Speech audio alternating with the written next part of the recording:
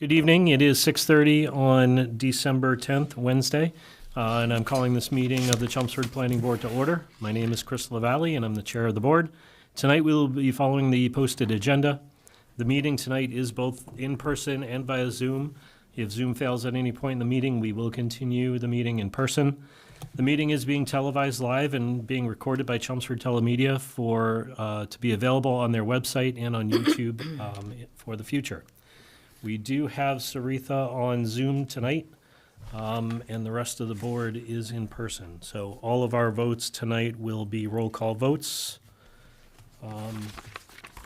because we do have one person on Zoom. So first item on the agenda is public input, and that shall be limited to statements from the public related to any issues within the jurisdiction of our board, but are not currently the subject of a pending public hearing before us. Public comment on any public hearings shall only be heard during those public hearings. Is there anyone from the public who wishes to speak? Okay, there being none, we'll move on to the next agenda item. The next agenda item is an administrative review item to review and ratify the decision for 191, 195 River Neck Road that we voted on last week. After reviewing the decision and the recording, we were advised by town council that we also need to be a little bit more specific on our votes.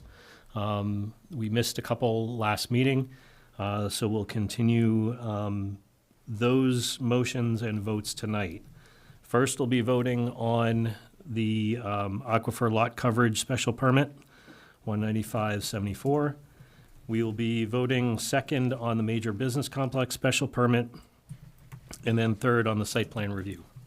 And going forward, I'll be a little bit more careful and deliberate with what the order of the votes are and what the specific votes are that we need to manage for each of the hearings. All right, so Joel, would you like to make a motion for the first one? I move to grant the special permit for section 195-74 aquifer lot coverage for 191, 195 River Neck Road. And I do want to allow board members to ask any questions of each other if we need to have any clarification on any of these votes. For this vote and special permit, it was really straightforward. Motion's been made, but not seconded yet. I know. Okay. I'm getting there. Do we have a second on this affirmative vote? I'll second. Okay. Anita? Motion by Joel, second by Anita. Any discussion? So I'm not going to vote. Correct, you're not voting. Right, I'm just Yep. articulating that. Yep. All right. All in favor of this motion? I will do roll call. Mike? Aye. Joel? Aye. John? Aye. Anita? Aye. Marcy? Aye. Saritha? Aye. And I am an aye. So that is a unanimous vote. Okay. The second motion. Yeah, I move to grant the special permit for section 195-57 major business complex for 191, 195 River Neck Road. And this is for the major business complex special permit. Do I hear a second? I'll second. Motion by Joel, second by Mike. Any discussion? I did want to point out on this one, there are two additional criteria for this special permit in the decision criteria in 195, 157. Based on the first one, the traffic level within 1 mile increasing and being injurious to public safety, based on our discussion and our findings from the last meeting, I do think that this should be a negative vote, in my opinion, because of that requirement on this special condition.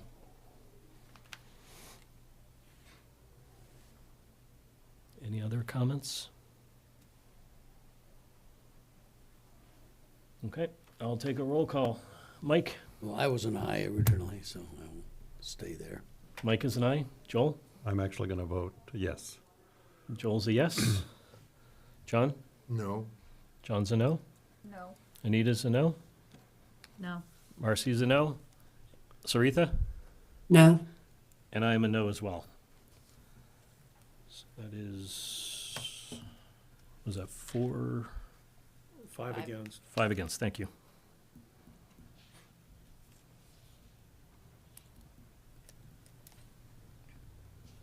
All right, and then the last one is the site plan review. I move to deny the section 195-104 site plan review for 191-195 River Neck Road based on the denial of the special permit for outdoor contractor's yard use. And also for the denial, based on the denial of the second special permit Based as on the well. also based on the denial of the major business complex. I'm sorry, can you speak up? Yep. I'll reread it. I move to deny the section 195-104 site plan review for 191-195 River Neck Road based on the denial of the special permit for outdoor contractor's yard use and the denial of the major business complex. And just to keep in mind that this is a motion to deny. So if you want to deny, it's a vote in the affirmative. Motion from Joel, Second. second from John. Mike? I'll stay consistent, so I will say no. Joel? Yes. John? Yes. Anita? This is a negative, so I'm a yes. Yes. Marcy is a Yes. yes. Saritha? Yes. And I'm a yes. All right, 6-1. So the denial is upheld. Okay. The decision for this is attached to the meeting note, the agenda that have been passed out. Joel had a few edits. So it is slightly different from the version Evan sent out earlier. If you could take a look.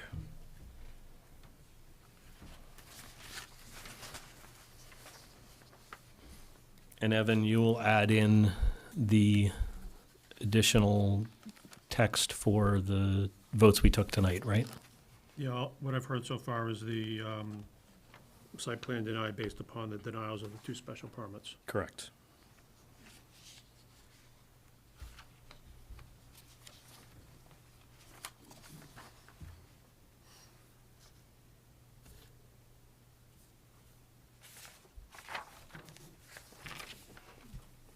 We're channeling the Board of Health here.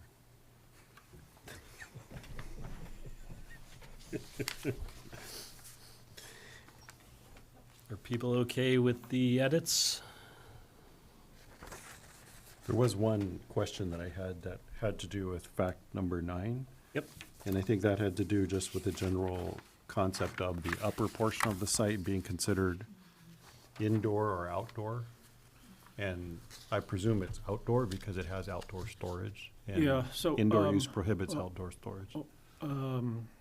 Chris and I did have an email exchange on that. I don't recall the specifics of what the applicant presented. My recollection was that the applicant intended and presented it as indoor and indicated that the plan shows some outdoor areas, but that was intended for like short-term, temporary outdoor storage related to deliveries and day-to-day operations. I think what's clear in the definition is that it refers to indoor, all heavy storage is to be indoors. And then the last sentence of the definition does have a prohibition on outdoor storage. All I can tell you is that historically, in Chelmsford, indoor contractor yards, and we have several in town, have been allowed to have temporary outdoor storage. So if you were to drive through any of them, Jean Ave, Kidder Road, Stedman, I think, has one. On any given day, you'll see some outdoor storage. And I think that's a from my perspective, I think that's a reasonable operation and interpretation of an indoor contractor's yard. But as I said, I don't recall the specifics as to what the applicant presented. As I said, my recollection was that I think there was some specific mention of accommodating deliveries during the day. An example that comes to my mind would be if you have a plumber and they're gonna be installing, let's say, 3, 4, 5 water heaters in one day, maybe they get a delivery.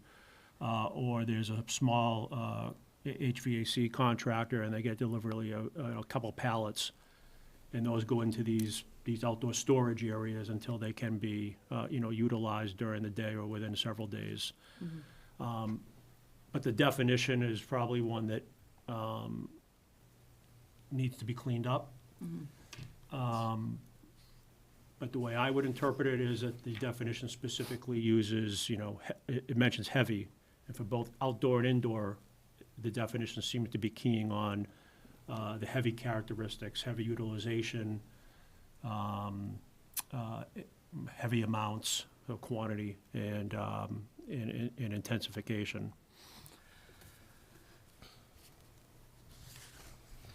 My only other comment on that is, as I indicated, the applicant did present it as indoor, setting aside whether the upper portion is indoor or outdoor. It still requires the major business complex special permit. Right.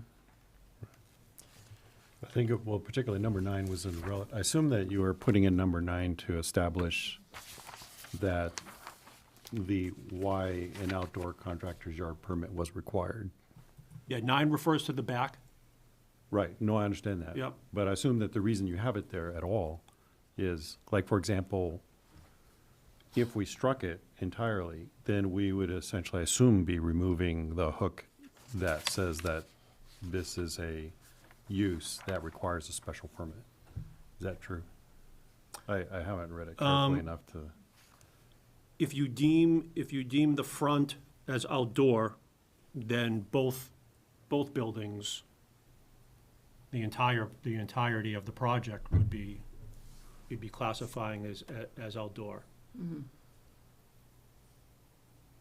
What I'm suggesting is that unless the testimony provided by the applicant was crystal clear, to leave the board with an understanding that it was intended to be similar to outdoor storage related to an outdoor contractor, my suggestion would be leave the upper building as a major business complex special permit and not necessarily make a definitive determination on whether the upper building Yeah, transitions from indoor to outdoor. yeah, that would be my preference, is just to make no determination with respect to the upper building. Not really That's how it was originally drafted, Okay. that it was simply major business complex because it was over 20,000 square feet.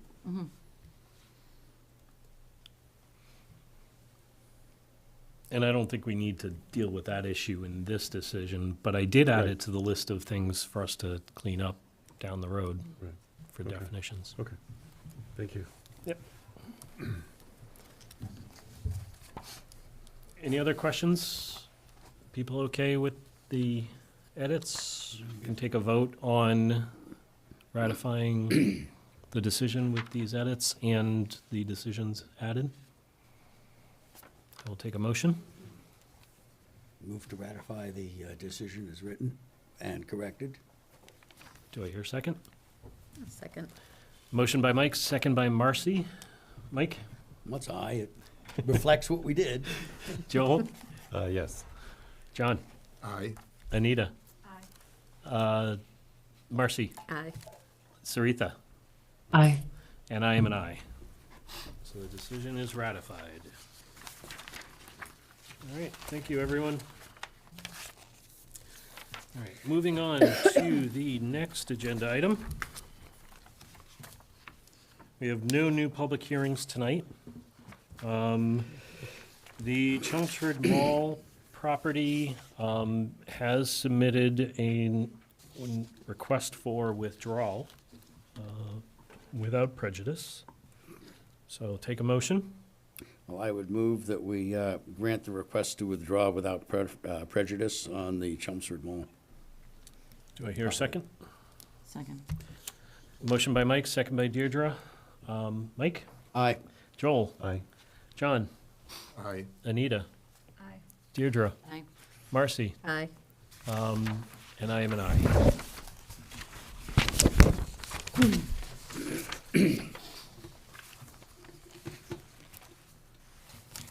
Okay.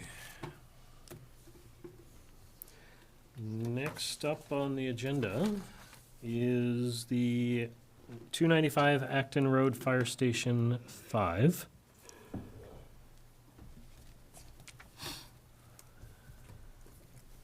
Hello. So, just for the record, my name is Sarah Shaftman. I'm an engineer with GPI, and I'm here tonight on behalf of the town of Chelmsford for Fire Station Number 5 at 295 Acton Road. You may have remembered my colleague Christopher Broyles last time, so it's me today, in case anybody's confused. I just figured that I would give an update to our response to comments. I do have the plans with me, but we did have no design changes at all associated with any of our responses.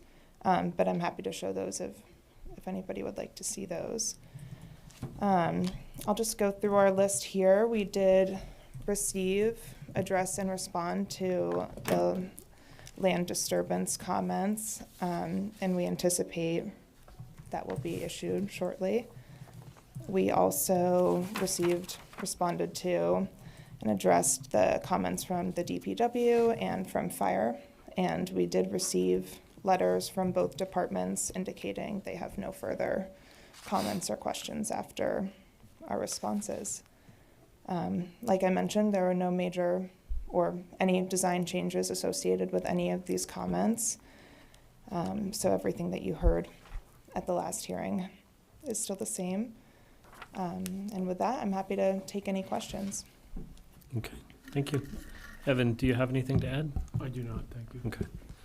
We do have updated letters from DPW and fire. Yeah, but they both state basically that all things have been satisfied and there are no concerns. All right. Any questions, comments from the board?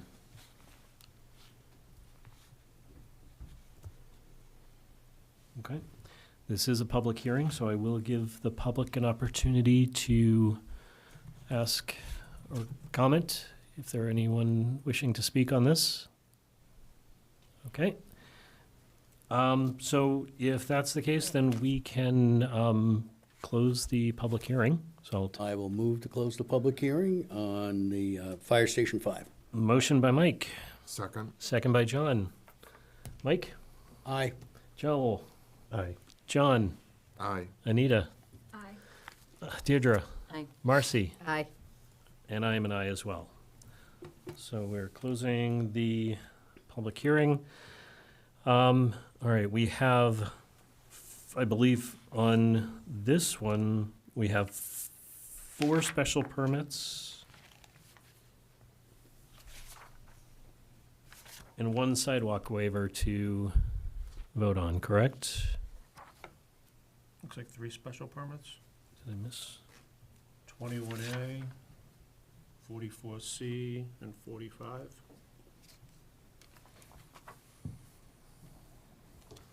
Okay.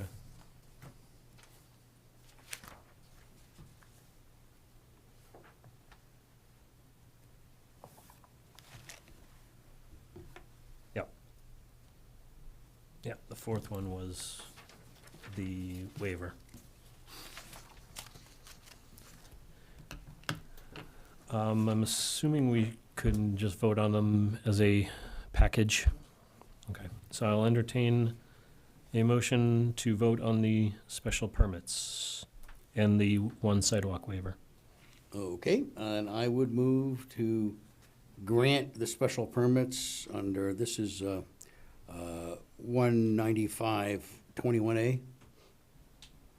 And 44C. 44C and 45, and to grant the sidewalk waiver. All right, motion by Mike, Second. second by John. Mike? Aye. Joel? Aye. John? Aye. Anita? Aye. Deirdre? Aye. Marcy? Aye. And I am an aye. So those are approved. Next is the, I will entertain a motion for approval of the site plan. I would move that we approve the site plan for Fire Station 5. All right, motion by Mike, Second. second by Deirdre. Mike? Aye. Joel? Aye. John? Aye. Anita? Aye. Deirdre? Aye. Marcy? Aye. And I am an aye. So site plan is approved. And so that That's that. concludes that. Thank you. Thank you. I'll stay Now- up here for the next. Next item on the agenda, 260 Old Westford Road, Fire Station 3. All right, so similar to Fire Station number 5, we did receive comments from the land disturbance, DPW, and fire. And we have addressed and responded to all of those comments. We do anticipate the land use permit will be issued shortly. And similar to Station 5, we received no additional comment letters from DPW and fire. And I also do want to note that we received DOH approval on December 2nd and also approval from Conservation on the notice of intent filing for work within the wetland buffer on November 25th. And additionally, we had no design changes associated with any of the comments we received. I'm happy Evan. to take questions. Do you have any additional? not. Okay. I have one question. You mentioned DOH. Is that, do you mean the Board of Health? Yes, sorry. Okay. Yes. Thank you. All right. Any other questions from the board? All right. So this is a public hearing. Are there any members of the public who wish to speak on this public hearing? All right. There being none, I will take a motion to close the public I hearing. move we close the public hearing on Fire Station 3. Motion from Mike. Second. Second by Deirdre. Mike? Aye. Joel? Aye. John? Aye. Anita? Aye. Deirdre? Aye. Marcy? Aye. And I am an aye. All right, now for this one, we have one special permit, the lot coverage under the aquifer protection, and then site plan review. So I'll entertain a motion for the special permit. Okay, this is the 195-74? Yep. Okay, I move that we grant the special permit for Fire Station 5 per section 195-74. Fire Station 3. I'm sorry, 3, excuse me. Second. Motion by Mike, second by Deirdre. Aye. Mike's an aye. Joel? Aye. John? Aye. Anita? Aye. Deirdre? Aye. Marcy? Aye. And I am an aye. So that is approved. I will entertain a motion for the site plan review. Yes, I move that we accept the site plan for Fire Station 3. I'll second. Motion by Mike, second by Deirdre. Mike. Aye. Joel? Aye. John? Aye. Anita? Aye. Deirdre? Aye. Marcy? Aye. And I am an aye. And that is approved. We got 2 new fire Thank you all. stations. Have a good night. Congratulations. Thank you. Hey, Chief. Good evening, everybody. I just want, Mr. Chairman, members of the board, just want to thank you on behalf of the Chelmsford Fire Department for your time and thoughtful consideration of these projects. I know you have a lot of stuff on your agenda, but truly thankful for the support that we got. Happy holidays. Thank you. Thank you. You too. Is you too. All right. Next up on the agenda, 133 Princeton Street.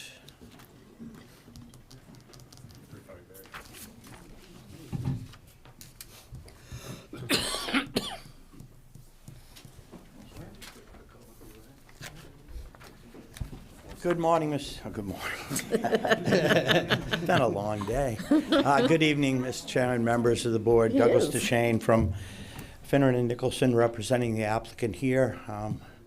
We're not a new face to this board, nor is this project. However, I think after the last meeting, we really went back and went through the project with a fine-tooth comb. We made all of the changes to the site plan that needed to be done to address signage and you recall we had added some gas tanks in the back. I'm happy to report, and Casey will give you a rundown, but it turns out that National Grid is in fact going to be able to provide us gas sooner than later, so we're not going to have to put temporary tanks in. So those are one of the changes. We also spent significant time making sure that all of the signage, the lettering that we had showed on our renderings, I can assure you right now that it meets every aspect of your zoning. We're not exceeding it. It's all by right signage. You'll see, and Casey will explain how things have turned out. We did put in the additional windows, some of the faux, some real windows. We've adjusted doors essentially so that the plans that we've shown to you and that we're asking you to approve are 100% reflected in the renderings, so that now we have a great idea of the exact idea of what this will look like from all angles. So with that, I would like Casey to run through it with you. We do have our architect, we do have our engineer, our developer, and the applicant is here as well. So if the board has any questions, we wanted to make sure that everybody was here to answer your questions, but I do hope that we have really put a bow on this. So with that, I'd like to let Casey show you exactly what we've done. All right. Good evening, Casey Ferrer with Howardson Hudson. Plan do you want? You can go to the rendering. Just stick with the rendering. As far as the site plan goes, I think we actually didn't touch on it at the last meeting, but the propane tanks were gone for the last meeting. We actually got notified by National Grid that they would be able to connect within the state's moratorium. So we removed the propane tanks from the rear and removed the land bank parking spaces. They will just go back to what they were originally intended to be, which is just full-time parking spaces. Since the last meeting, I know one of the big item was the top floor there and how it ties in and how it looks. The rendering has been revised to reflect the actual intention for the final construction. You'll see if you drive by there now, there is steel that goes up to the top of the elevator shaft, but that is to come down. So that was a little bit of the confusion in the first place. So what's reflected here is that there will be an elevation difference between the top of the elevator shaft and the top of what we'll call that top floor there.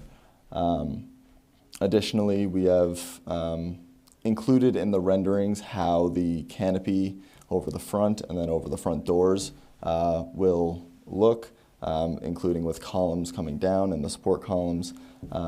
We've also included that on the site plan. That's a little more detail than we usually show, but just in an effort to give you guys everything about how it will look. We've provided that. As Doug mentioned, we did provide signage. Now, keep in mind, signage is going to be permitted separately through the ZBA if necessary. We just wanted to give you all the information that we had at this time.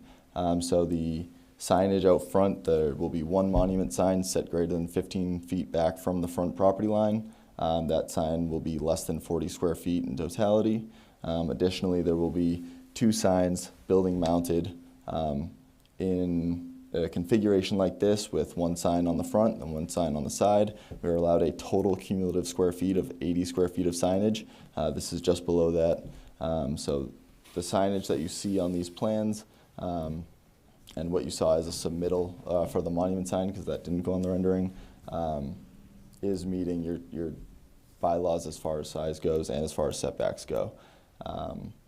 I will note one change in the site plan from the last time was that this front door that you see, let me just walk and point. So we'll call that the utility door. Just due to the configuration of the inside, that utility door actually is going to act as a second means of egress for the building. And as such, we wanted to provide it with ADA accommodations. So we've added a ramp that goes adjacent to the building up there just to get it back out to the sidewalk and out to the parking lot. So it's a minor change, has handrails with it, with a step that goes adjacent to it in case you don't need the ramp. But that covers the changes. Chris, I wanted to address one of your questions from last time, the landscaping. All of the landscaping is there. We moved a tree from the location of the monument sign just to the other side of the driveway. Okay. And that should be it. All right. Evan, do you have any I do not. to add? Any questions from the board? Comments? How tall are the arborvitaes to go in? I believe when they're purchased, they're 6 to 8 feet. I'm scrolling. The landscape plan should show.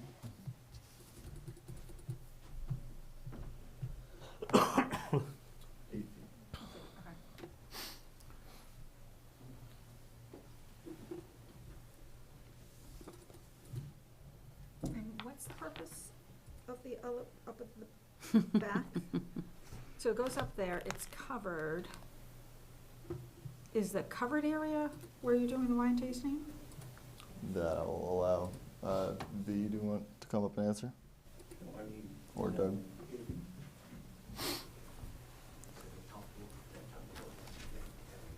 Yes.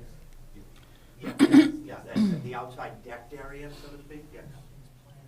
You can see it on the bottom one there. Nothing is planned right now, nor have we sought to modify our liquor permits to allow that to even happen. So if we do intend to utilize that space, and we will have to come back to the Board of Selectmen to make sure that the liquor license allows us to do that. They do have discretion on whether or not they want to. Yeah. So why do we have that, I guess?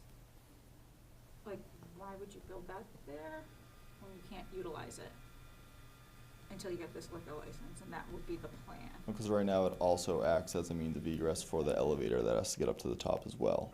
So rather than having a doghouse they have to come up with, we built a structure over it to provide accommodation up at the top with Sorry, the can you say elevator. that again? It provides a So what? the elevator has access to the top. So what we're doing essentially is building a shelter around the elevator up there rather than having a staircase with the doghouse at the top, which would be basically doors that open horizontally over and you climb up and out. So it's just building a structure around that to create that kind of sheltered structure up there for that. Now, this would be a secondary use if the Board of Selectmen were to modify their license.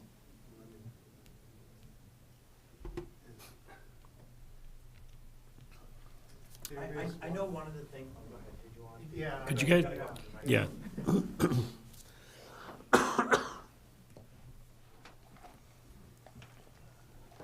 Good evening, Mr. Chairman, members of the board, Jim Jazokis, the architect.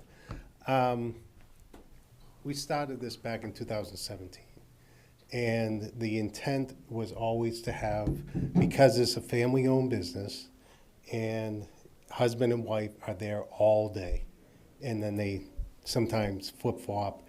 The wife has a lemon tree, she wants a lemon tree to stay there, so they spend time away from the work, but still on site. And there's a lot of space up there for her plants and for them to just chill out, a place to go and just chill out. That was always the original intent of it. And per code, you're not allowed to have more than 29 people up there. And whatever future use, yes, there was always talk about tastings, but once again, that's not a permitted thing. So that's an the employee intent. break That was the space. original intent, because it's a family-owned business. They spend a lot of time there, 14 hours a day.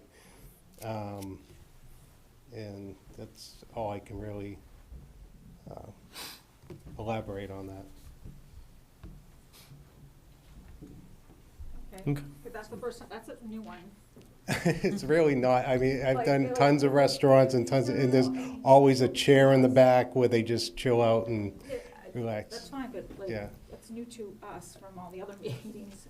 Yeah, that it was gonna be used for a tasting. Right. like, Yes, and now you're yes. saying something And the totally question, like, different. was that on the original plans that you came to the board with, that Yeah. upper deck Yeah, there? we literally had drawings of the lemon tree and the other Okay. plants that were gonna be up there. On the upper deck for the original plans that were approved? They weren't approved. They weren't approved, those. No, were no, not no, I'm approved. talking, well, I. No, that's what I meant, like, were they- Reiteration, I don't wanna get this into a tangent where we don't, wanna go. But To the, answer her question. yes, I do not, The original plan that was approved, this was not up there. I'm gonna have to check. Not the planning board approval, correct, Correct. Nothing with the planning board approved. correct, This third floor was not there. correct. No, there an the third floor outside? was not there. No. Was there Right. another area for these plants? the No, there original was board? no, there was no talk about employee break rooms or anything On of the that original nature. plans that were approved? No. Correct. Correct. Okay. I just want to make sure, because this is, again, something totally new. Yeah, you, I'm not gonna speak to whether it was on the original plans, because I don't believe it was. But rather, as you know, it has come into the fold, first in the consequence of, you know, putting the elevator shaft and finding out that the elevator shaft had to go all the way up, and we put the elevator shaft. Worked with Jose on that to make sure that we weren't violating any height regulations. So then, again, as it was stated earlier, you know, when you have an elevator come up to a third floor like that, a roof, you generally don't have, you know, you step out into the world. You know, there's usually an enclosure to step out, correct? Correct. So that's where we put the original steel frame was intended to be, but as has been shown, and we are taking it down, that steel went up to the same height as the top of the elevator and was therefore too high. Although the elevator shaft could be that additional few feet, the steel structure of the building could not. So we are intending, right, to be taking down the steel frame that you see up there today so that it's reduced down to the level that you see here. I know another concern that we've talked about over the last few months was the visual impact of this birdhouse, doghouse, deck, tasting room. And so we, you know, we've been working with our architect and our renderer to make sure that what this picture shows you is representative of me driving by the site. And as term of driving, you know, towards the Rotary, and this is where our neighbor, the auto dealer, is. I just want to point out that this is actually on that back side of the building, so it's not on his side of the building. Rather, you can see it here more prominently as you're coming from Drum Hill and by the restaurant. This is what faces their side. So really, from the side view, they can see this. Our auto dealer neighbor cannot. The angle's just too much and it's set too far. From the front, yeah, this one. You know, given the setback and the angles, you can't see it from the front. The most prominent view, obviously, is from the rear, and this is what you can see. And now this deck faces the rear parking lot and whatever's back there behind us. So, while the genesis of this has been questionable, and I do apologize for that, we have backpedaled to try and not only show that it meets all of your dimensional requirements, it's gonna satisfy our need for the elevator exit, and as I'm hearing tonight, you know, our clients originally wanted to use that more so as a rest area, but I do believe in their business plan over the last 6 months, it became obvious. You know, that might be a great place for some tastings in the spring. But again, we're not asking you to permit that or to allow it. We would have to get other permits to do that. We're asking you to consider this structural proposal, while it meets your bylaws, does not, you know, was not the approved plan, which is why we're in here for a modification. Sorry we didn't go about it very well. But I think we really, in the last couple of weeks, have spent a lot of time trying to make this look good. I mean, personally, can I go to the front view again? I think with the addition of the you know, the windows that we had eliminated and these awnings, I'm believing this is starting to look pretty nice. Certainly doesn't look like a warehouse, certainly doesn't look like a, you know, a block building with no windows. And I hope you guys agree. We've tried to enhance, you know, make sure that we're meeting all our requirements on the landscaping and in the parking lot. And despite putting these, we made sure that we had plenty of room for plants that would grow and you know, thrive in that area. And I honestly think it makes for a attractive building. And I don't think the physical changes we've made, you know, like adding a handicap here and making sure we had I know we added a little step off the back door, out the back. So again, we've really gone through every aspect to make sure that we're consistent with fire and safety, egress, handicap, and everything else. And my client will, obviously, we are committed to delivering this building to the town of Chelmsford as proposed. So I appreciate your time and energy. I apologize, this has been a long one, but I think we're there, or I hope we're there. Thank you. So, you said you, Can as a you break can you area? pull the mic? So, say this doesn't get approved for the entertainment license. This is a break area, you're saying? Private. Okay, we can't, Yeah. my mother has a lemon tree. Can't grow a lemon tree. So this is gonna be enclosed? No. No. It's open No. deck. Open deck. Open So deck. we're talking summer It's a porch. season. Okay. Not enclosed, no heat, no windows.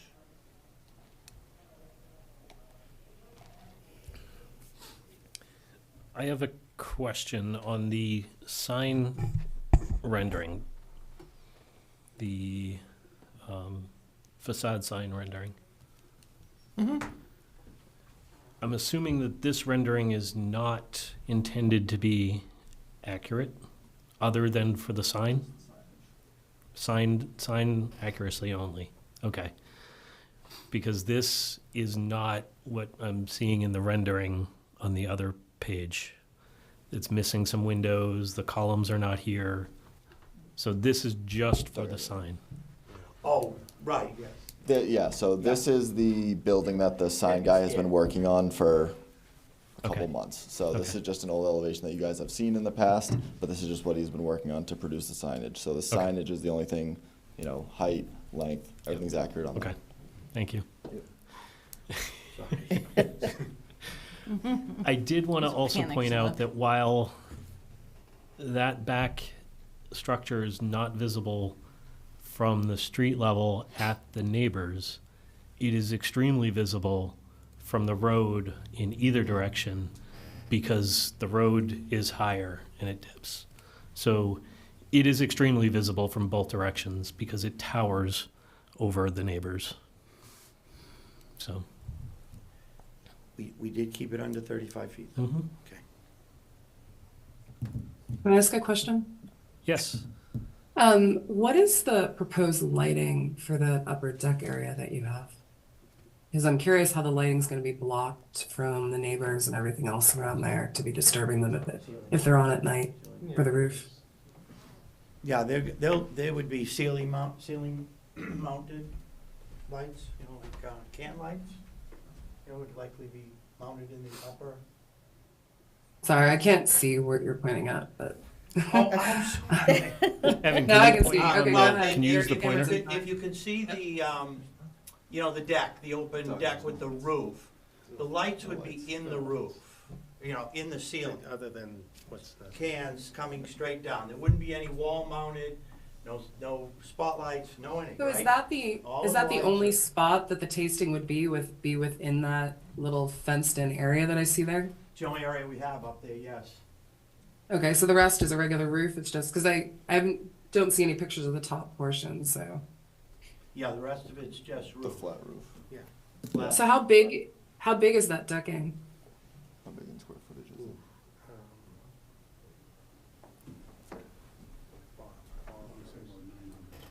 Yeah, just about. In, Including the structure for the elevator. 900 square feet,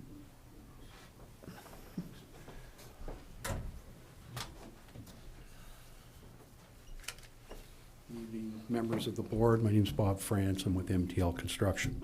So the enclosure at the elevator vestibule and at the stair egress enclosure is approximately 900 square feet. The balcony is in addition to that, and that's approximately 400 square feet. And the balcony portion is outside of that enclosed area, is what you're saying?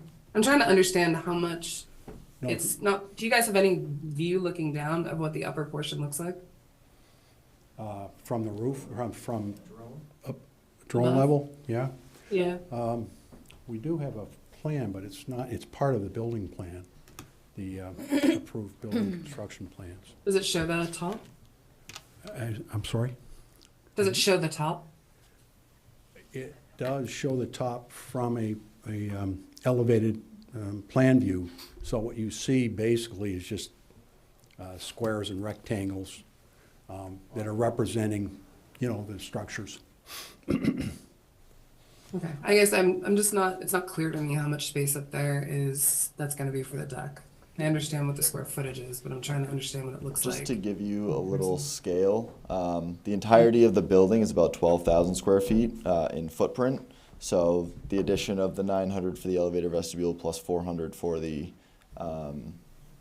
deck area would be about 1,300. So a 12th of the roof area, a little more than a 12th of the Pretty roof small. area. Yeah. And the elevator vestibule isn't big enough for any event to happen inside. It would all be outside. You can have a family picnic. The, Bob France, MTL Construction.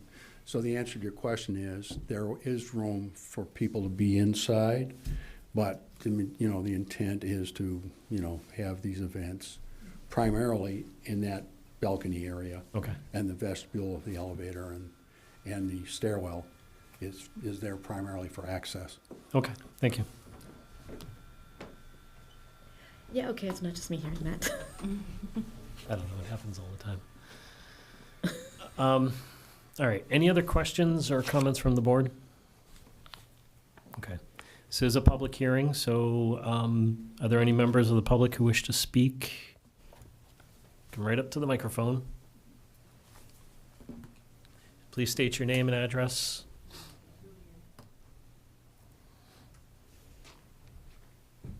I don't know, is this somebody's paper? Oh, sure.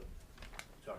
It's okay. Linda Gervais, 217 Princeton Street, North Chelmsford. Nice pictures, but to me, I'm sorry, it doesn't give me a clear view of what we're looking at. I was down there today in the Princeton Station parking lot looking at all this, and you're right, you drive on the street, you can see it. I'm not sure. This is just the signage up here? Could you come to the microphone? We can use the pointer over here. Okay, so he answered my question, that's just the signage. Yeah. So these pictures don't even show what we're looking at, the little doghouse and the balcony. Nice pictures, very confusing. To me, they're very hiding. So I've been told that the second floor is for storage. So when you have your little wine tasting thing, how would that work? They get their wine down on the first floor and they go up the elevator with their little cup? It doesn't seem like it's, I don't know.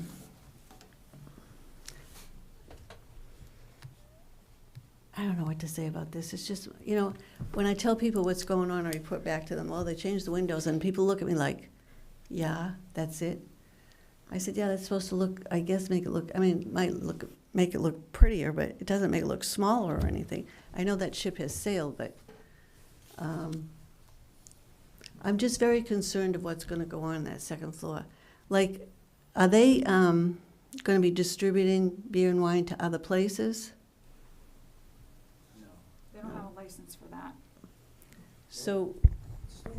So Mr. V and I talked on the phone, was that yesterday or yesterday? And he said he wanted it to be like the establishment, right? You said you wanted this to be like the establishment. No, I said the building gets the same size as it's smaller than the establishment. It's smaller than, The size of the stool. It's smaller than the establishment, is that what you were saying? Okay. We were on the phone, so it was kind of hard to,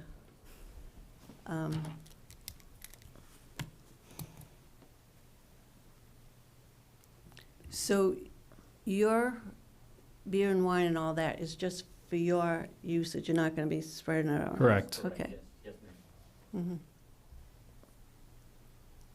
And so they have to have another license if they're gonna start like having drinking parties and all that stuff, you know, entertaining? Yeah. Okay. They have to go, I'm up here. Whoops. I know. I know but- the speakers often confuse it. They would have to go before the select board to adjust or amend their liquor license in order to do any of that, or to distribute or anything like that. Okay. Yes, it would be a public hearing as well Okay. for that license change.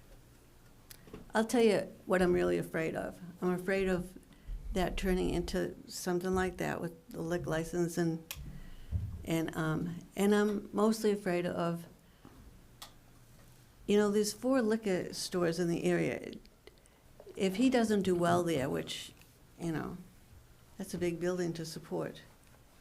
If he doesn't do well there, he'll probably come back and ask for other licenses.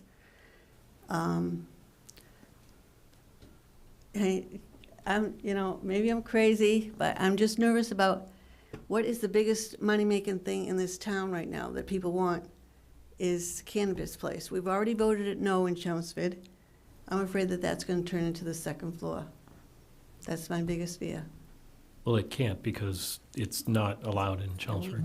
But if they went to the select board, we've already voted it down once in Chelmsford. It would have to go before a town meeting. Town meeting, but what if it passed? Yeah. It's a Turned it poss, down several just tell me, times. is it a possibility? Yes. That's all. That's my biggest fear. Well, I Because mean, that's where the money is right now, and everybody gets so greedy, that's where the money is. And I can't believe Chelmsford even put it on a ballot to have a cannabis store in this town.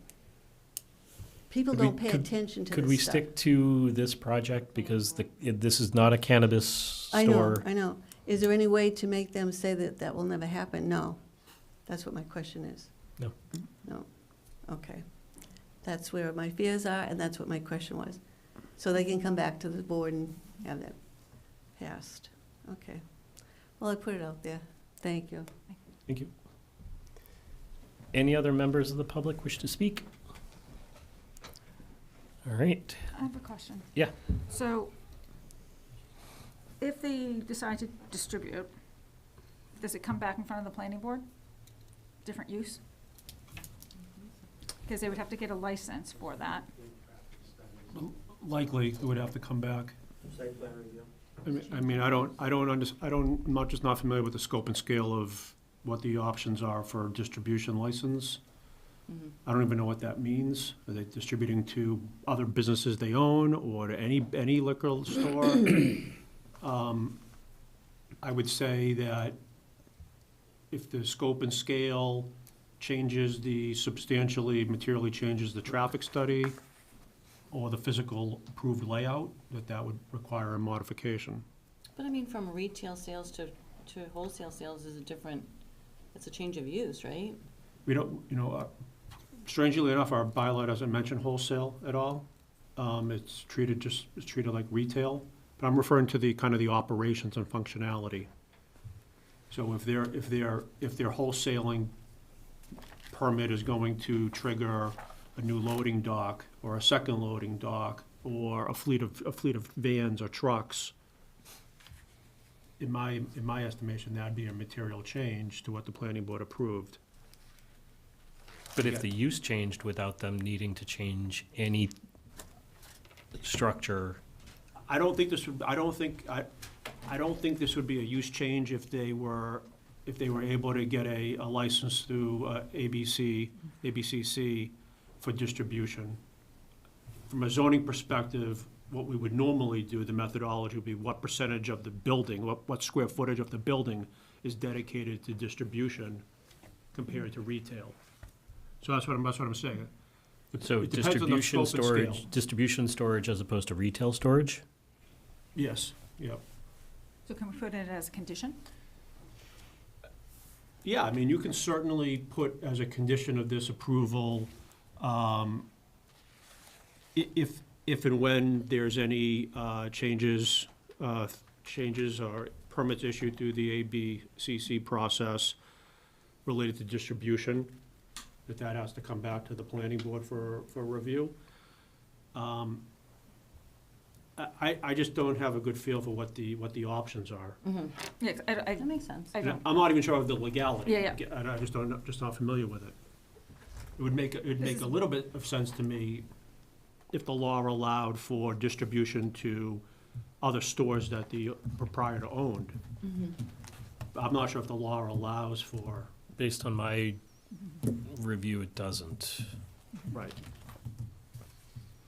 But this is really large, and this, lot of storage.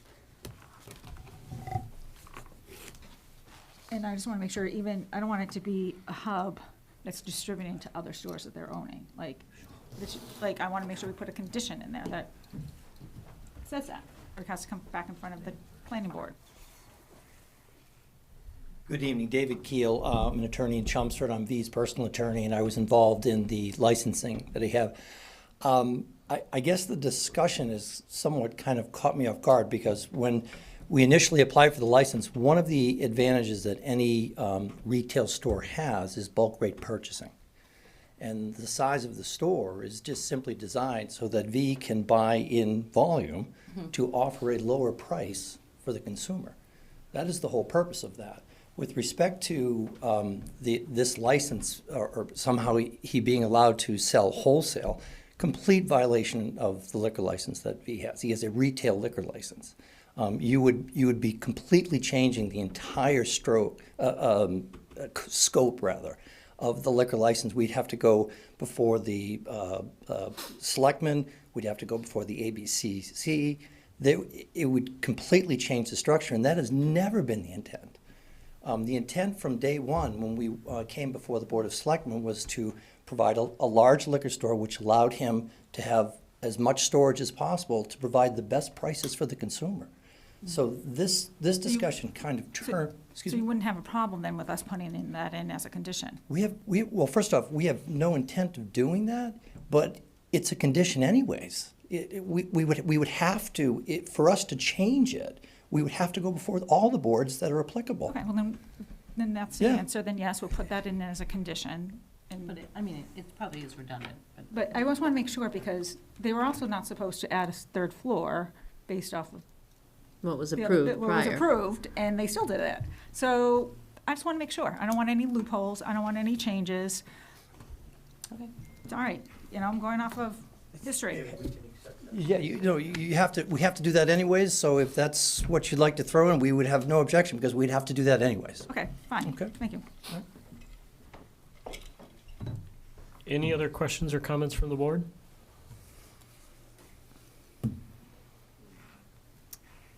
Anything else from the applicant? Okay.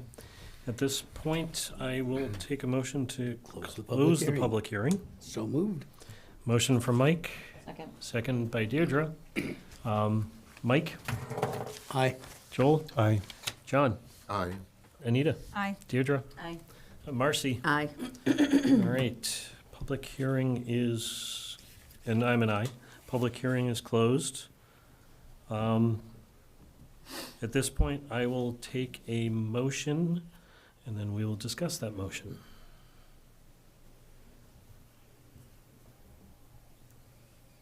Okay, now what we have here, we have a site plan It would be a major, approval.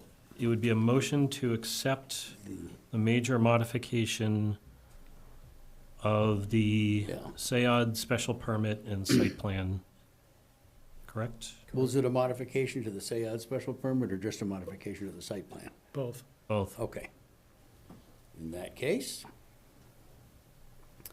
I would move to approve the SEAD special permit. Major modification. Yeah, for major modification. Okay. For the SEAD special permit and the site plan, You want a separate motion for that or the same? Together. together. Okay, and to approve the site plan as modified. Okay. Motion from Mike, second by Deirdre. Yes? With the condition of the distribution? No wholesaling. No With no wholesaling, no No distribution. distribution.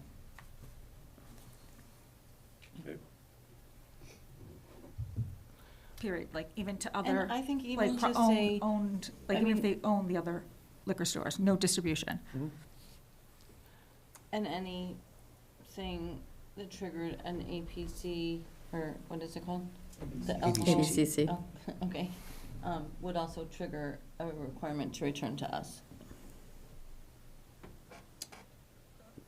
So it would be a major modification with those two special conditions. First one is no distribution. What's the second one?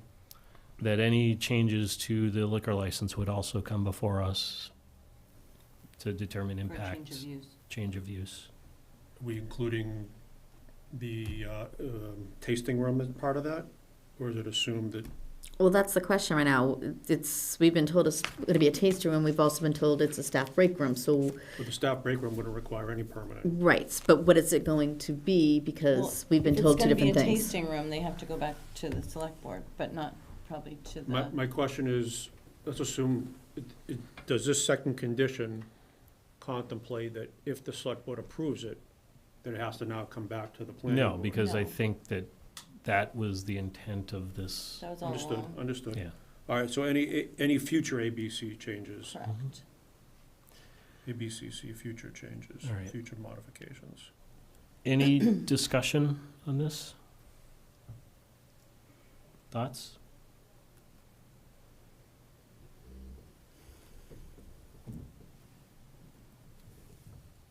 I just want to mention that I'm probably going to be a no on this. Because the sheer scale of this change is huge. And to me, it's an unreasonable departure from the character, scale, and materials of buildings in the vicinity as viewed from public ways. As I mentioned, this thing towers over the neighbors. And that third floor makes it even worse. Yeah, I was just in the neighborhood over the weekend up at Mahoney's, and it's just, you can see that third floor coming from both directions. It is very noticeable from the street. And to me, it's just, you got a plan approved, and now we've changed it without the permission. I'm not want to be like, oh, I'm sorry I did it just to prove it anyways. Like, it's going backwards, and it's just sets a precedence of it's going to be, we do it for you, everyone else is going to start to think the same way. So that's just my thinking on that. Any other thoughts? That third floor is a big deal.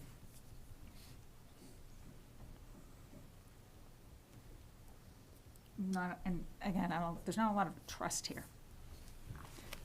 Well, if I could, Mr. Chairman, We close the public hearing.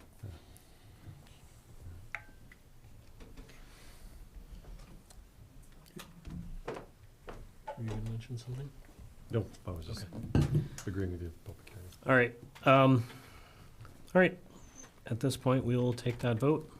Mike? Aye. Joel? Aye. John? Aye. Anita? No. Deirdre? Aye. Marcy? No. And I am a no. So it does pass. Needed a simple majority. So,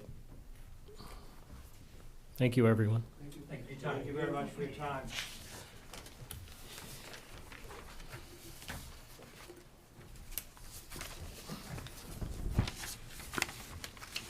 Okay. The next item on the agenda is 152 Stedman.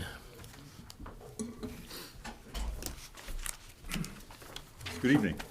Bruce Haskell with Langdon Environmental, and I just want to give you a quick update about what's happened since last time I was here a month ago or so. There were sort of three items that we were trying to address and come back to the board. First one is, I'm sorry, I'm joined by Anthony Shaw from Pro Generation out there. So tonight, if you have any questions for him. The three questions were a hydrant test with the fire department and submitting some plans to them. Those plans were submitted a couple weeks ago, and the fire department wrote back that, and Evan, correct me if I'm wrong, they wrote back that everything was fine with that. Out there. The second item was we went to the Conservation Commission, and last night they closed their hearing and voted to issue an order of conditions, along with and the only special condition that's probably relevant to you is that they voted to incorporate a third-party review by a consultant hired by the town and paid for by the proponent during construction. Obviously, for the Conservation Commission, it will primarily focus on erosion controls and stormwater type issues, but I think that we would certainly expect that same consultant, and Weston and Sampson's been working for the town on this already, the same consultant to look at the same issues, the site plan and sort of the technical issues that are out there. And then the third issue was we addressed all of Weston and Sampson's comments. They had two sets of comments, one on stormwater, which would sort of more for the Conservation Commission and the Planning Board, but also the site plan approval. So we've addressed all their comments. We've given an updated set of plans, and have moved everything forward and out there.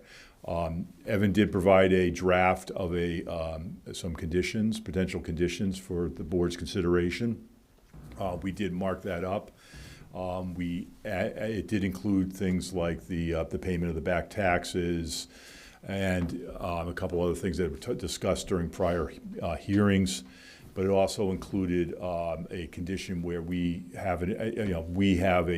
project team has an environmental monitor that reports weekly to the Planning Board and the Conservation Commission. And then it had a condition proposed that about a sort of another person who's going to report on a daily basis out there. I think that the only change I would suggest is to incorporate that idea of hiring the third-party consultant into that into that rewritten condition out there to cover both the Planning Board and the Conservation Commission's requirements out there. So with that, I can answer any questions or discuss anything further. Okay, thank you. What he was referring to last night at Concom was that they mentioned a potential third-party monitor that Concom will likely be adding into their conditions, trying to get, I think, Weston and Sampson to be that monitor, to work with the environmental monitor from the applicant to make sure that everything is being followed. So it would be the town's monitor. So we can add that to our conditions, essentially referring to the Concom condition of a third-party monitor hired by the town.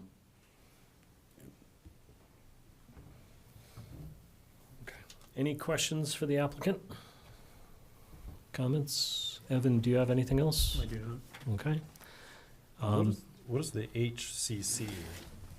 I don't think Oh, that's spelled out. that is probably a typo because I stole that from the Haverhill Conservation Commission out there. So I need to do a little bit of word searching and changing out here, so.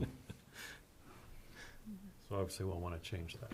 Yeah. Second line of 12A. It occurs at least 2 different times. Boy, Oh, does it? I apologize. I thought I caught all those out there, so. I only saw one. It's also at the, well, you're right, it is A, because it's just in multiple places. Yeah, no, I probably did. I probably didn't just get the track changes. So. Evan, do you have that change? I'm looking for it somewhere in 12, you said? Oh, 12A. 12A, yep. I see It occurs Yeah. twice, once at the beginning and once at the end.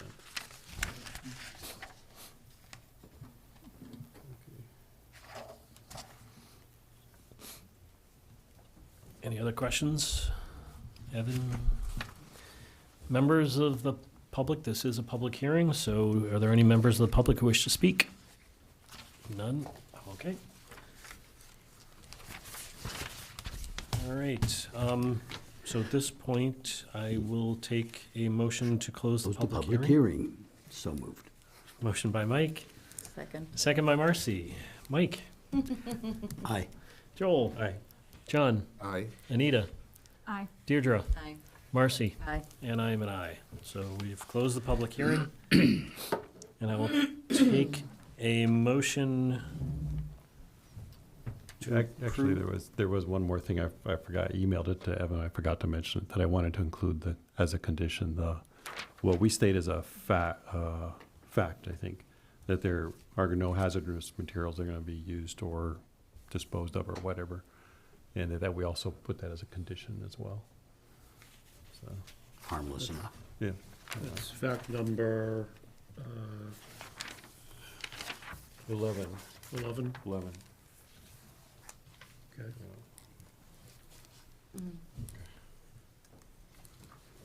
Sorry to interrupt. I just remembered that. Okay. So I'll add that in as a special condition as well. All right, so I'll take a motion to approve this zoning permit. I would move that we approve the permit for 152 Stedman Street per Article 13A, commercial solar photovoltaic facility. Okay. Are there any others that need to be dealt with? Okay, Just that then one. That's it. Motion by Mike? Second. And subject to the changes that have been Yeah, suggested. special conditions. Second by Anita. Any discussion?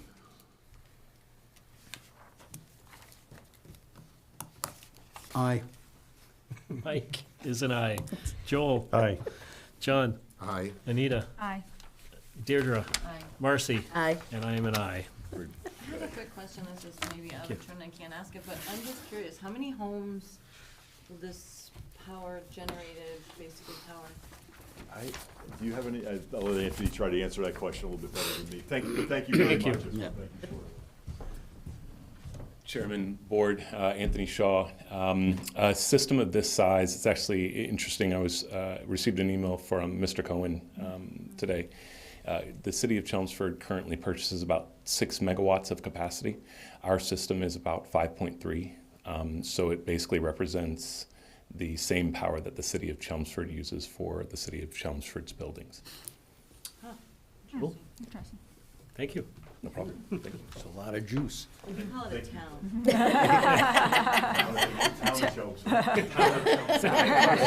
We're sensitive about it. Thank you very much. Thank you. I was gonna say something, but, it's a long night. Well, I'm already speaking out of turn, I might as well keep it up.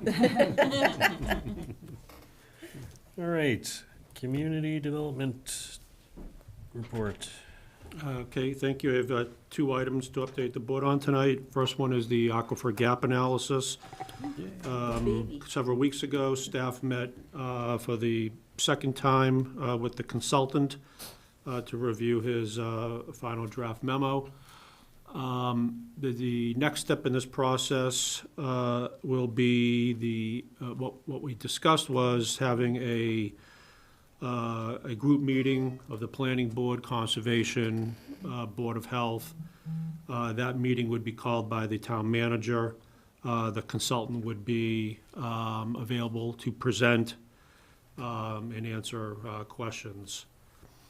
Second item is related to the managed growth strategy.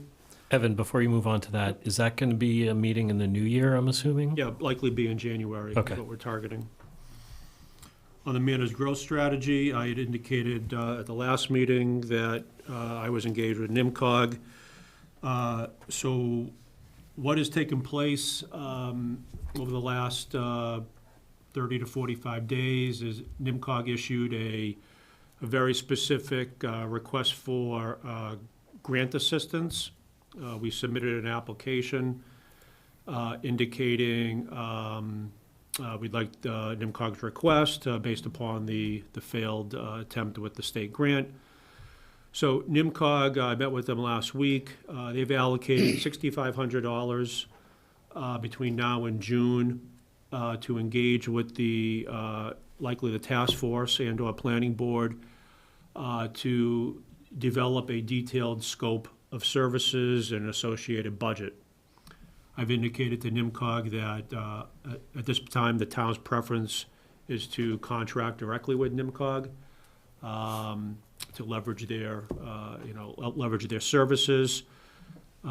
So they are preparing to meet with, I think, the task force sometime in January to kick that process off. They anticipate 3 meetings with the task force. And again, this is just for developing the scope and associated budget.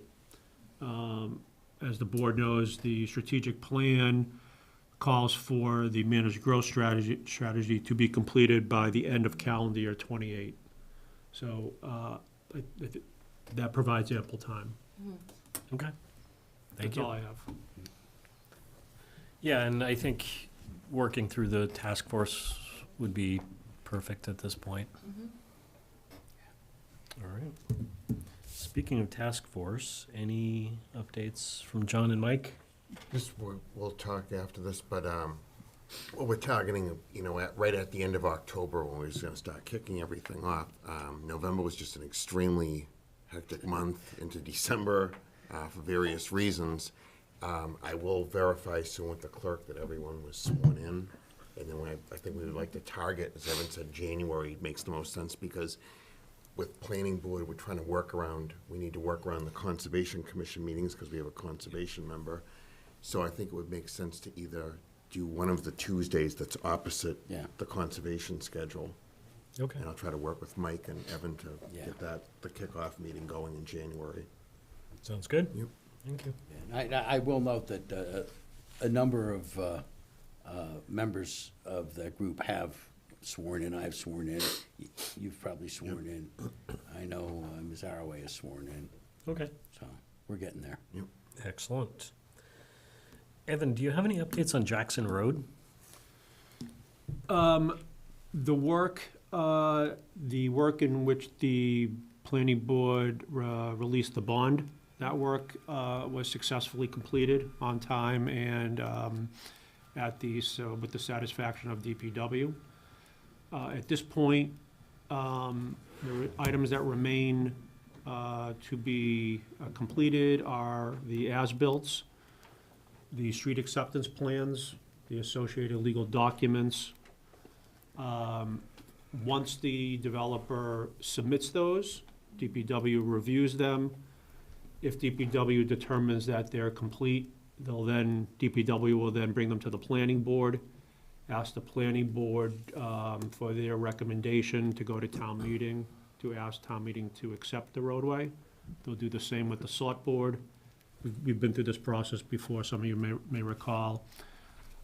So it could be on the spring town meeting, but that will require the developer to, make those submissions in a timely manner. Okay. Thank you. So it sounds like the work itself is done. It's just now paperwork. Correct. Okay. Excellent. That's good news. All right. Also, I just want to let the board know that we did get the updated plans from 10 Independence Drive. They were acceptable. They included the bus stop, the sidewalks, all of the no snow areas, the snow plans, and the O&M and everything. So I did sign off on the decision. Yep. All right. Before we get to new business, any liaison updates? Well, I did go to the Historical Commission last night, in fact. Most of it's not wildly relevant to what we do, but what is interesting is apparently the state's getting to work now on doing some major work through Vinyl Square. Now, they're talking about bike lanes, increased sidewalk, et cetera, et cetera, et cetera. How the heck they're gonna stuff all of that through the bottleneck of Vinyl Square is a bit beyond me, but we're not at the point where there are any formal plans that I've seen. Have you seen anything?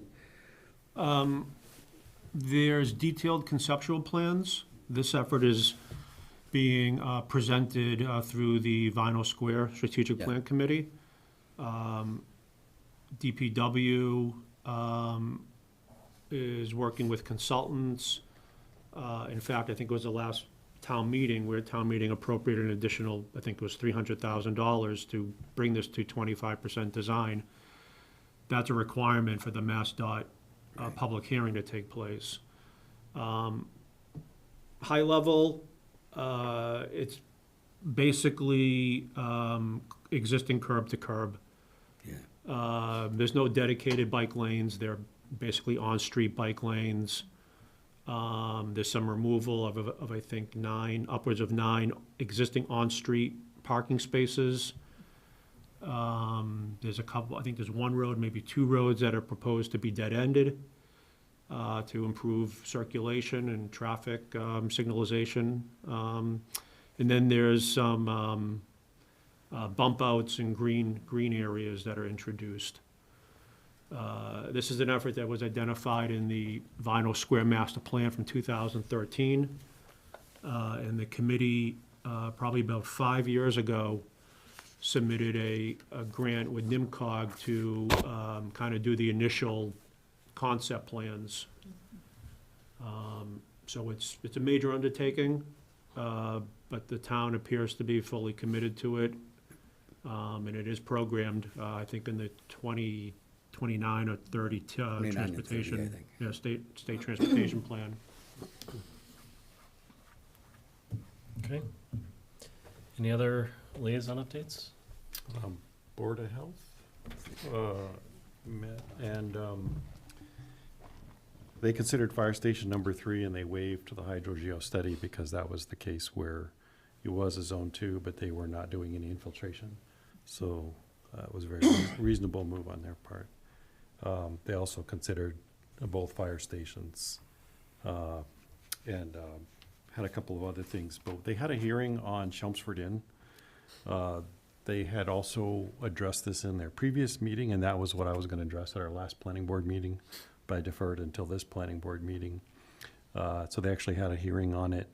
Basically, the use of Chelmsford Inn, not as a hotel, but as a more longer-term stay, basically operating as a shelter or something like a shelter, being operated by Community Teamwork Incorporated, or CTI. And the way that the Board of Health got involved was that when this use first started, which was at the behest of the state to provide housing, that they were not simultaneously also ensuring that health regulations were being met.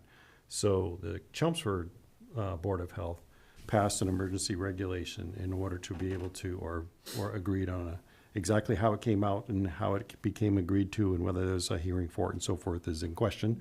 But nonetheless, there's a regulation that they've been operating under in order to ensure that health regulations are being met. And in fact, there was a recent thing recently where they had to, Chelmsford Inn had to get a couple of rooms fixed in order to comply. So this was brought up as an issue with the Board of Health, which is really more, I think it was generally agreed, including town council was there supporting the Board of Health, that this is really more of a zoning issue, and that's why I thought it was appropriate for this board to be aware of it. Now, CTI is working on a building in Lowell. They actually have it, but they're conditioning it for moving then their population, which is currently Chelmsford Inn, to Lowell in June of 2026. And so in my mind, there's a question of, does this board want to take any sort of action with respect to that?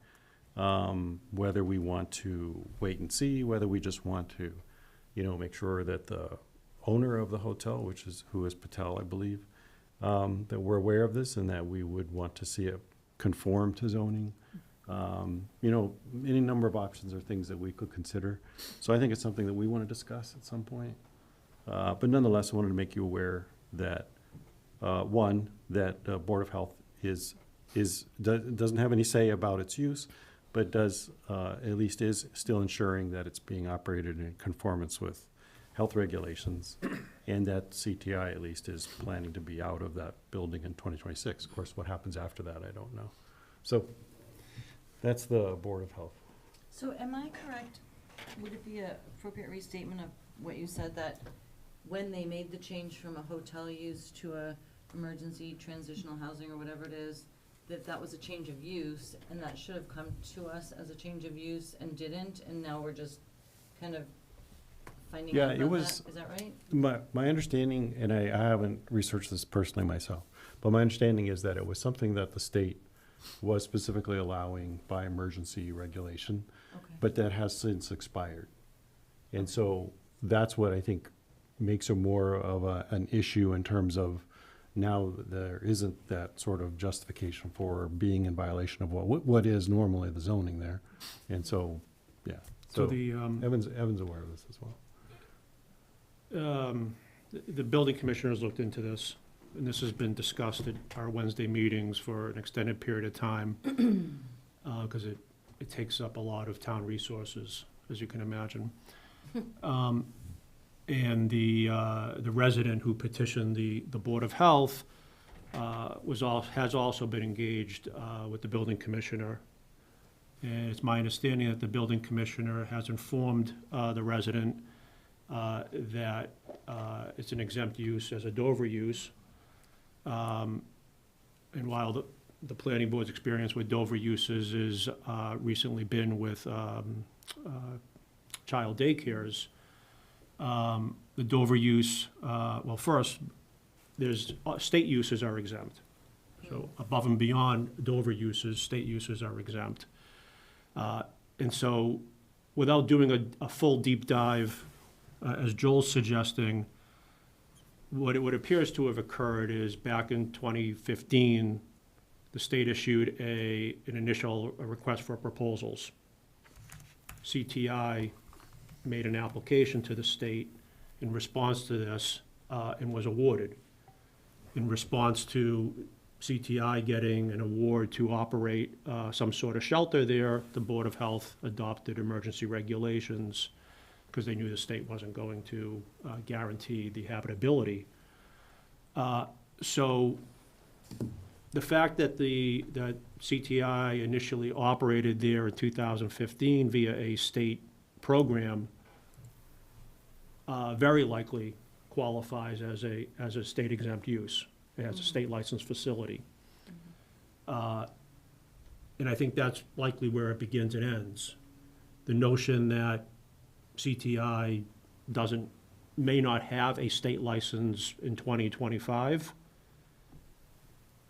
is the town really going to initiate zoning enforcement under those circumstances? My understanding is that the town has essentially said, it started, the use initiated as a state licensed use, which is exempt from local zoning, and has continued in the same fashion up until today as we speak. So that's my understanding as to how this evolved and where the town's position is.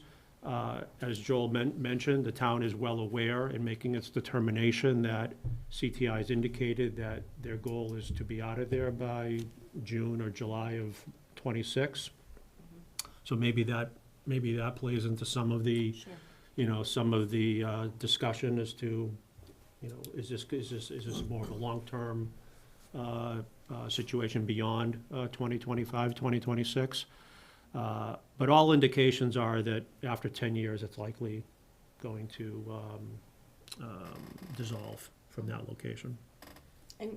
And that was my interest in discussing it, when it's on the agenda, is because, and not so much for what's existing there now, but what potentially could happen in the future, and to what degree we want to exercise our, whatever control we have over ensuring that the state doesn't, again, without at least us finding ways in which we, can exercise our own home rule, as opposed to having the state overrule that with its own ideas of what we should be doing.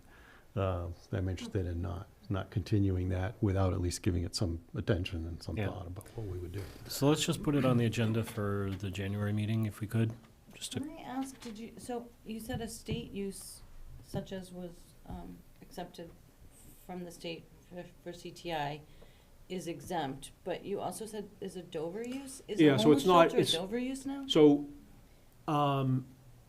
many shelters offer support services. So it's not out of the realm of possibility that those support services would qualify as part of a Dover use. But in this case, the starting and ending point for a zoning analysis is a state license facility. And when you go into, some of the state zoning act and some of the notations, there's not a lot of case law on it. But the literature essentially says that where the state identifies a compelling public interest, it is an action of the state. And so the state can then create programs and issue licenses to vendors to provide services that the state deems as, a compelling public interest. This is essentially what that is. Do they have The a state- license? CTI initially had a license. There's been some discussion that they may not have a license Yeah. now. Yeah. so let's dig deeper into this and have that discussion in January. All right. Yeah. I was just gonna mention, I'll be attending a NIMCOG meeting next Wednesday on the 17th. Okay. ZBA was fairly light. All they had was a couple of applications for additions and garage with some setback. So no more ADU Yeah. stuff? How many ADU applications? I think we're at about 18, I believe. Yeah. There was one last night at Concom, not an application per se, but 16 Freeman Road is looking to add an ADU and move the driveway from one side to the other. So it's within a buffer zone, so they're going to Concom with some requests there. What was it? 16 Freeman Road. There was one that got continued. I was wondering if that was it. Oh, no, there was another one that I'll talk about in a minute. There was another one that was brought up in the meeting last night as an informational bit that's probably going to come back in an official capacity to Concom. There was a lot of history on this property where there were two properties with some setback issues and some, they went before the ZBA and Concom. And what I learned is that, I forget where it was. 180 Proctor? Sounds about right. Yeah, I think that's the one. What I found out was something I did not know. There was a merger doctrine where if two lots are owned by the same owner and merging them makes the zoning less non-conforming, then by law, those merge automatically into one property. However, that changed last year with the governor's housing bill. And if the lots have I'm not sure what the square footage, but a minimum square footage and a minimum frontage, those lots are now unmerged. They take them apart? Yeah, Oh, wow. because I'm assuming that now creates more lots for housing. So that created some problems with this property and some back and forth. So, but I thought that that little history was interesting from Concom last night. That is interesting. It is Yeah. interesting. Do we know where we can look that up? Do you know what that is? Or how many properties are I'll send you the, over a year ago, Copeland sent out a kind of advisory. Yeah. It was the same advisory where they had the initial ADU advisory. There's not a lot of case law on this. We had our first one on Bartlett Street, which is currently under construction. There's likely There's likely, you know, a handful around town. A lot of them over the years, property owners kind of gave up. So they would build a garage, they would sell it to their abutter, they would go to tax title, the town would take them. But there's a handful. There's a handful. And incrementally, property owners are finding out about the new law. So it's, I just looked it up, and per AI on Google, it's with at least 10,000 square feet area and Yep. 75 feet of frontage. Correct. Right. So most of those lots will have significantly more than that.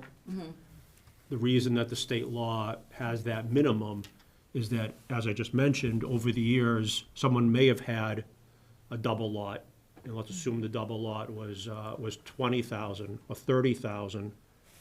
Very often, they went to the zoning board for a variance, they were denied, unbuildable lot, and then incrementally, they would sell land off to abutters.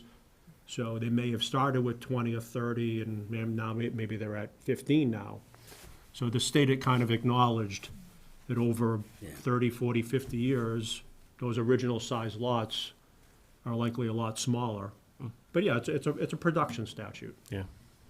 And I remember. fortunately for Chelmsford, there probably won't be a tremendous amount of them, but in other communities, Yeah, the places you tend to find this are, for example, over in Billerica, where you've built up, where something started out as a kind of a vacation thing, like around the lake over there, and then bit by bit became residential, and you wind up with minuscule lots with various owners. Like a camp. And Yeah. good rule of thumb, if you want to keep it from happening, is The you original- buy a piece of property, get one other person on the deed. Now it doesn't merge. The original merge It's just not the same ownership. was a while ago, wasn't it? What's that? The original merge thing was back. Yeah. back quite a The ways. merger theory's been in place for a very long period Hundreds of of time. That's what I thought, because I remember on the ZBA that Yep. there was a certain, we had certain lots where people came in and they didn't realize that they had been merged. Exactly. Yeah, but you could have avoided that if you had, Yeah. I forget, done something to preserve each. It had to lot be independently. beyond arm's length. Yeah. The common ownership had, in order to avoid it through legal maneuvering, have to be outside of arm's length. Yeah, okay, yeah, okay. Yeah, I remember that. Okay. Okay. Any other, Yeah, the CPC met and, I forgot we met, I was thinking it was before the last meeting, then It I was, talked about it, but I just looked at the minutes and I didn't. So there's two things, one was, a grant was granted to the cemetery commission to, can you help me, Evan? I think it was it walls? Was preservation of gravestones. That's what it was I think it was for. gravestones, yeah. So they were looking for more money, so the CPC approved it. They got a grant for some portion, and then they're coming to the town asking for some other small amount of money. It was less than 40,000, I think. Yeah, definitely. And it might have been more like 20. And then, the other thing was, there was a woman who came forth from the community who has a handicapped child, and she runs some kind of an organization that donates money to help playgrounds have more inclusive playground apparatus. And so she is giving money to the town, and then the DPW already had a plan in place. It's the Freeman Lake Park, and they already had a plan in place to do some work there and to make it ADA, more ADA compliant, and to upgrade some of the equipment. And so they're integrating this family inclusive piece of property that their gift won't cover the whole cost of it, but they're gonna make up the difference out of their budget for doing the work they're already planning on doing. nice? Okay. And then we have a meeting tomorrow, a kickoff meeting of the LID Yeah. committee with Kleinfelter. and it's meant to kind of all agree and get on the same page about the scope and the users and what kind of materials we're looking to produce, or we're looking for them to produce, I guess. And also they proposed some different properties for the, for the different users. Yeah, they or had three mem- categories of Yeah. of stuff that they were gonna look at. Right. So there's, What's LED? Low impact development. Oh, lit, sorry. Okay, Center Village didn't meet in November. We are meeting tomorrow. all right. Sarita, anything from you? Nope, they didn't meet this month. Okay. But Center Village, I noticed, I was looking for somebody's phone number, and I went through I was looking at the appointed I think it still officials. has Mike It as still the has Mike as liaison. our liaison. Which is why my neighbor's getting, spam messages from Yeah. saying, "Hi, this is Mike Daysback from the Center Village Committee." All right. The only other thing I'll mention on liaison-ish is there's a Chelmsford Citizen Academy that's going to be happening Starting in January, I believe. Is it January? January through March. Yeah, January through March. The planning board is going to be in March, on March 10th, and I'll be presenting on the planning board at that time. I'll be working with some other folks, Concom, and on the presentation for that day. I was also asked, and I did speak to the Democratic Town Committee last week they were doing kind of a Democratic Town Committee civics night and wanted to know, they asked, Pat Wojcik was there and one of the library commissioner people were there. They just wanted to know, like, what does it involve to run for office and what's the time commitment to be on various committees, and if you were trying to talk people into running, what would you tell them? And I was like, well, I wouldn't talk anyone into running if they didn't have a compelling interest, because, anyway. Yeah, that's probably the stuff we'll be going over. And then once we come up with the presentation, I'll share it with the planning board. All right, other new business, preliminary list of zoning articles for town meeting, linked in the agenda. I wanted to go through them to see which ones we want to bring forward and start working on, because our timeline is pretty compressed. We do have to get the final articles to the select board for their February 16th. I think it's February 16th date. They're signing the warrant on that date.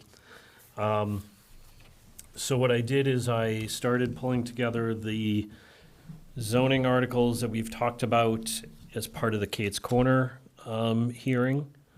The SAD changes that we've reviewed in a prior meeting. Started putting those together, and they're all in that document. So, yeah, can we go through the commercial parking? Yep, that's what I wanted to do. Now, I don't want to have too much of a discussion today. This is just the first draft. Generating a list. Yeah, what's that? Generating a list. Yeah, this is generating the list and just putting together some of the drafts based on the discussions that we've had. Mm-hmm. And then my plan is to start for some of these easier ones, start the public hearing in the January 10th meeting. Mhm. We'll discuss, we'll have public input for 2 meetings, and then vote on it in the second meeting. For some of the more complex things, like if we go forward with the Middlesex Street proposal, my proposal would be to present it again to the Vinyl Square Committee on the 12th, have our informal meeting with property owners and the public on January 14th, and then have our official public hearing January 28th and February 11th, and then vote on February 11th. Mhm.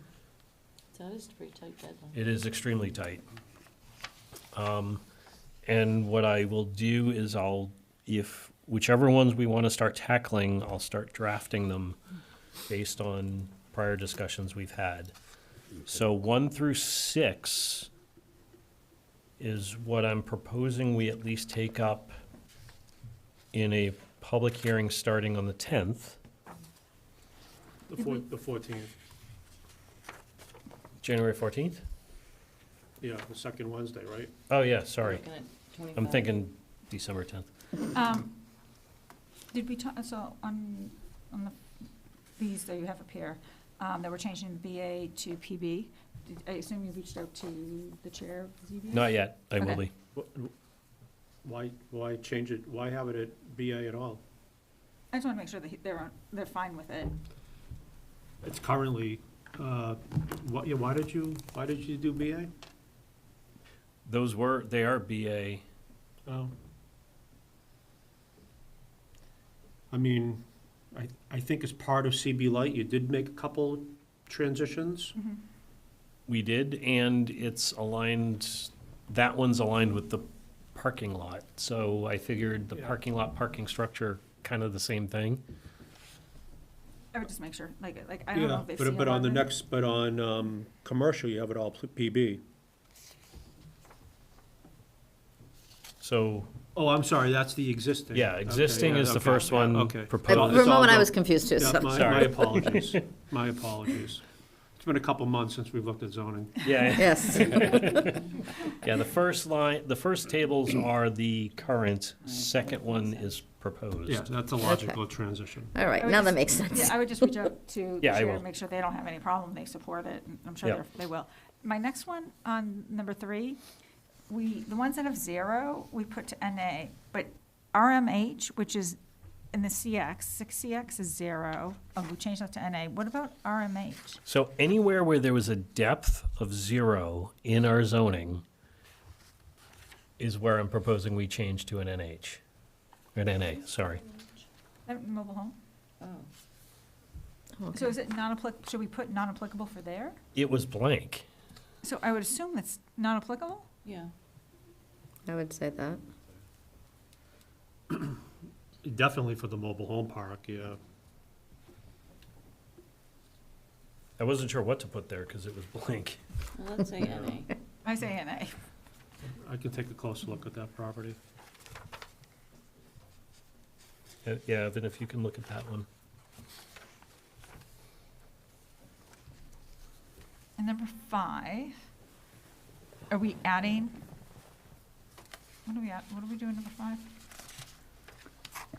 So let's see, 5 would Bed and be breakfast. adding a bed and breakfast definition. Do we have any B&Bs in I was town? gonna ask the same question. Not that I'm aware of, You know, and it very likely could start because we don't have a use classification for it. potentially. I'm just wondering if it's, It came up in the discussion around the family units. yeah, I guess it did, didn't it? And so not having it when we have boarding houses, hotels, motels, it Yeah. seems a little weird that we don't Yeah, have you know, it that's a good point. mentioned. That's a good point. Maybe we should do something there. Doesn't look like it's a big And lift. RC is, that's a lot of residential RC. Isn't that 2-family RC? 2 families allowed in the RC. Yeah, that's like the center, like, that's a lot of resident, we have a lot of RC that is purely residential neighborhoods. I would put N for that.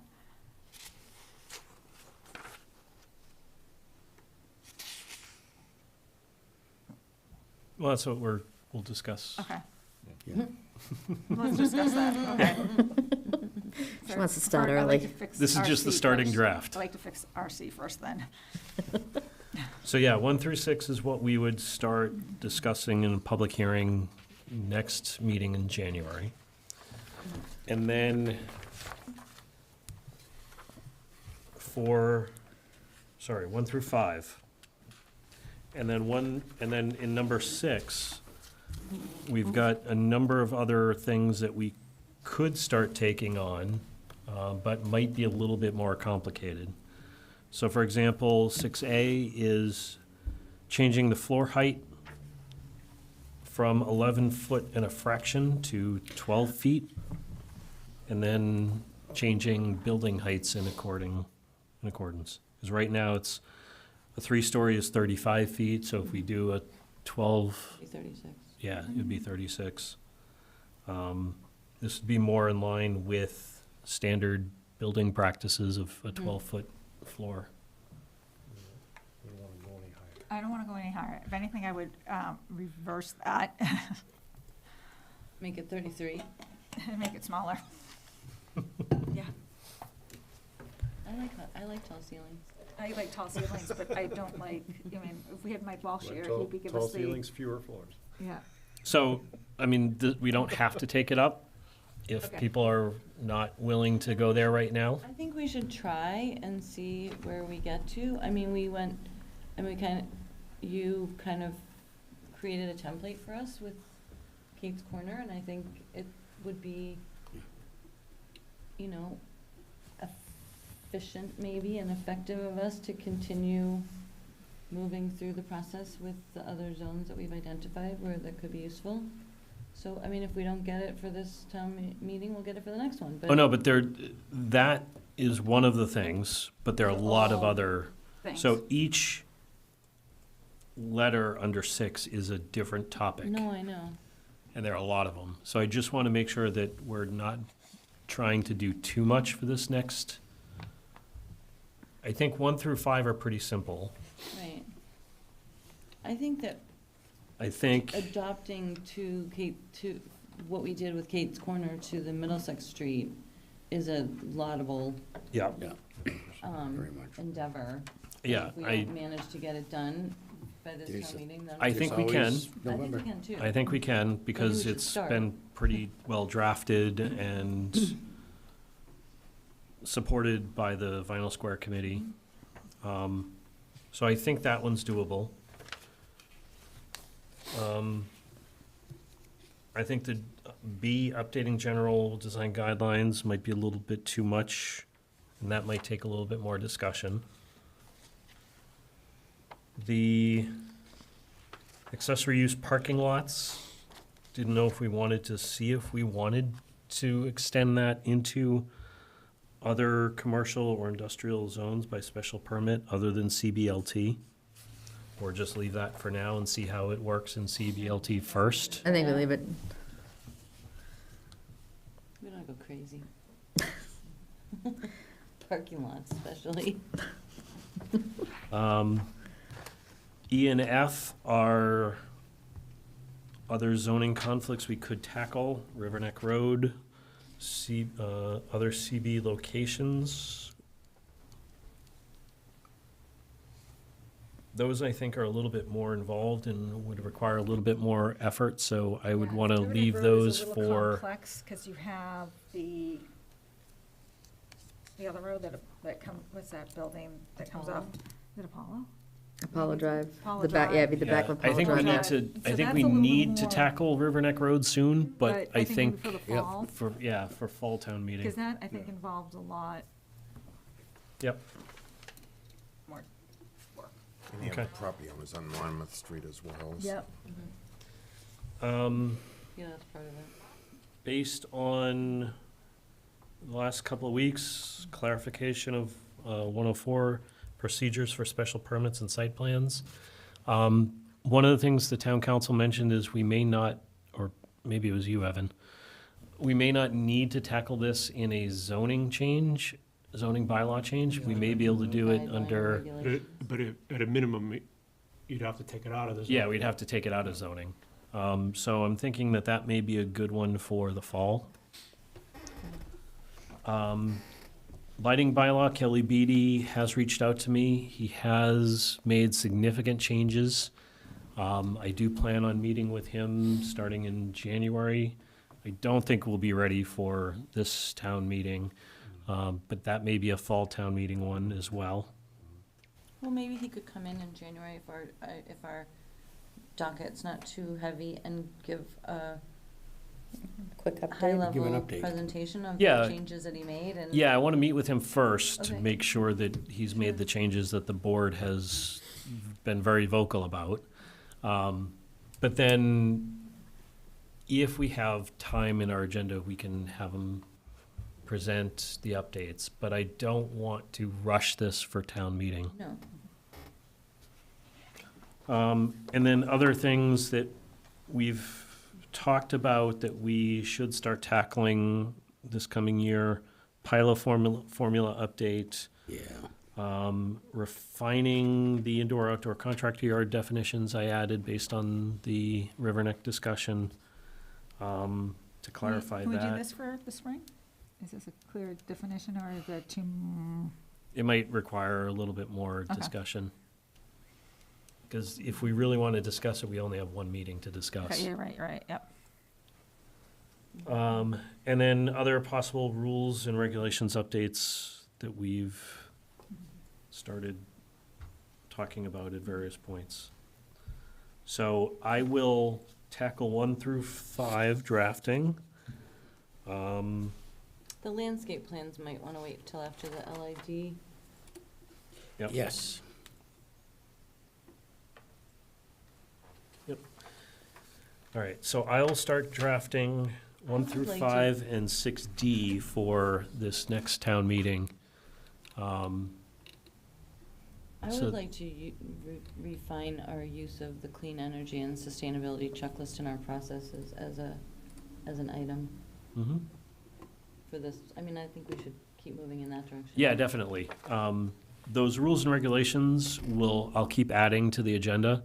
But we don't have to go to town meeting for those. Right. So we'll just keep adding those to the agenda as we have space. And also the procedures for the special permits and site plans, I'll add to that list so we can prepare to refine the rules and regulations when we're ready to strike the zoning bylaw at town meeting. Okay. So that will start in our next meeting in January. Good brainstorm there, Chris. Thank you. So just to clarify, did you say you wanted the zoning public hearing to open on the 14th? For 1 through 5? 1 through 5, yes. Okay, all right, so we'll advertise that. And I will get you more, and based on experience, I want all of those as separate articles. So I'll start drafting that and working with you, Evan, to come up with the language and stuff. Anybody want a piece of chocolate? And then for the zoning change for the Vinyl Square area, or for the Middlesex Mills, we'll do the informal discussion with the neighbors and stuff, and we'll work with the Vinyl Square Committee and Evan. Marcy, can you help? Is it, no? Saritha's Vinyl Square. Saritha, can you help coordinate some of that PR? I've been working with Virginia, but if you could take on some of that for me, I would appreciate it. Yeah, sure. Okay, thanks. I'll loop you into the email thread. Okay. So we'll use them to advertise and Facebook and things like that, so we can get the informal meeting done in our next meeting, and then start the official public hearing for those next 2 meetings. I actually, I have access to all that, so. Awesome. Okay. All right. Any other discussions before we get to the meeting minutes? All right, meeting minutes. There was a revision posted to the agenda. The one revision was that Saritha was marked as present, but she wasn't. So that change was added. So I will take a motion, and everyone can vote except for Saritha. Then I would move that we accept the meeting minutes of 10/22/2025. Motion by Mike, Second? second by John. Mike? Aye. Joel? Aye. John? Aye. Anita? Aye.